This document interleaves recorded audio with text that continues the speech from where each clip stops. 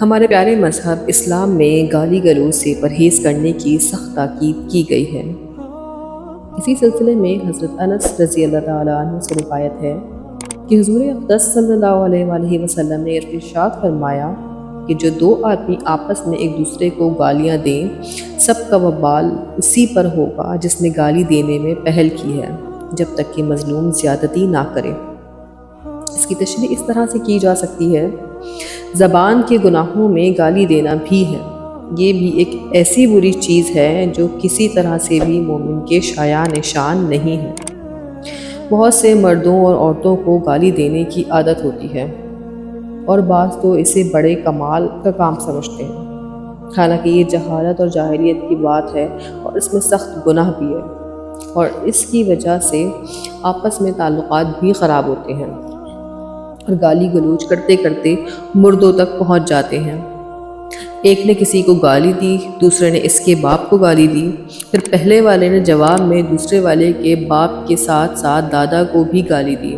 اس طرح سے اپنے ماں باپ کو گالیاں دلوانے کا ذریعہ بھی بن جاتے ہیں۔ حضور اقدس صلی اللہ علیہ وآلہ وسلم نے ایک مرتبہ فرمایا کہ بڑے بڑے گناہوں میں سے ایک یہ بھی ہے کہ کوئی شخص اپنے ماں باپ کو گالی دے۔ تو صحابہ نے عرض کیا، یا رسول اللہ، کیا کوئی شخص اپنے ماں باپ کو بھی گالی دے گا؟ آپ نے فرمایا، ہاں، کوئی کسی آدمی کے باپ کو گالی دے گا تو وہ پلٹ کر اس کے باپ کو گالی دے گا، اور کسی کی ماں کو گالی دے گا تو وہ پلٹ کر اس کی ماں کو گالی دے گا۔ یعنی خود گالی نہ دی، دوسرے سے گالی دلوا دی اور اس کا سبب بن گیا، تو وہ ایسا ہی ہوا جیسے خود گالی دے دی۔ اور یہ بھی اس زمانے کی بات ہے کہ صحابہ کو تعجب ہوا کہ کوئی شخص اپنے ماں باپ کو کیسے گالی دے گا۔ آج کل کے تو دور میں بہت سے لوگ ایسے پیدا ہو گئے ہیں جو ماں باپ کو بالکل سیدھی صاف ستھری گالی دے دیتے ہیں۔ گالی یوں بھی کبیرہ گناہ ہے، لیکن ماں باپ کو گالی دینا اور بھی شدید ہے۔ اللہ تعالیٰ جہالت سے بچائے۔ اگر کوئی شخص کسی کو گالی دے دے تو اچھی بات یہ ہے کہ جس کو گالی دی ہے وہ خاموش ہو جائے اور صبر کرے اور گالی دینے کا وبال اسی پر رہنے دے۔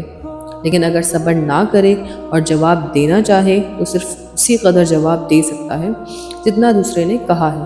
اگر آگے بڑھ گیا تو یہ ظالم ہو جائے گا، حالانکہ اس سے پہلے مظلوم تھا۔ اسی لیے حضور اقدس صلی اللہ علیہ وآلہ وسلم نے فرمایا کہ جب دو آدمی گالم گلوچ کر رہے ہوں تو سب کا گناہ پہل کرنے والے پر ہوگا، اور اگر مظلوم نے زیادتی کر دی، جیسے اولاً گالی دی تھی، تو پھر دونوں گناہ میں شریک ہو گئے۔ آج کل یہ گناہ بہت عام ہو چکا ہے، اسی لیے دعا ہے کہ رب دو عالم ہم سب کو اس گناہ سے بچنے کی توفیق عطا فرمائے۔ آمین۔